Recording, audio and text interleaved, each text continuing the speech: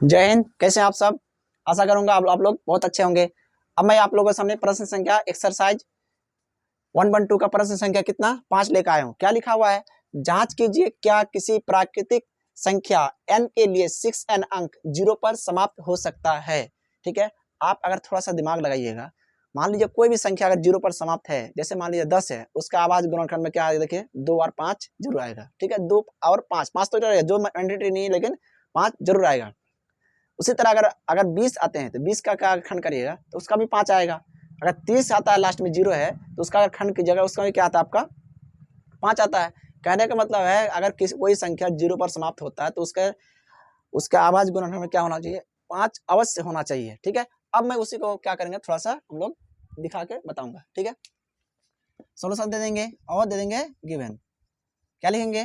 माना कि 6n अंक क्या 0 पर समाप्त हो सकता है। जब समाप्त हो सकता है तो उसका क्या कंडीशन है? तो 6n अंक बराबर, इसको अगर तोड़ते हैं तो 2 गुना 3n हो जाता है।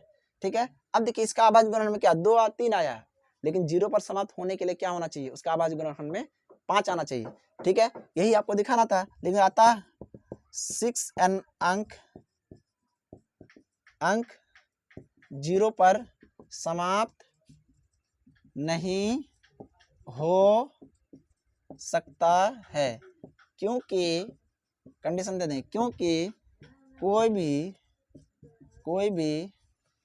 भी अंक 0 पर समाप्त होने के लिए उसके अभाज्य गुणनखंड में 5 आना आवश्यक है। ठीक है, कहने का मतलब है 6n अंक 0 पर समाप्त नहीं होगा। क्यों नहीं होगा? क्योंकि उसका आवाज गुणनखंड में क्या नहीं है? 5 नहीं है। मतलब कोई भी संख्या अगर 0 पर समाप्त है, उसके आवाज गुणनखंड में क्या है?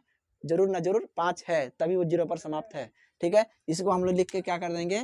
प्रूव करके लिख देंगे। यही आपका क्या हो जाएगा? आंसर हो जाएगा।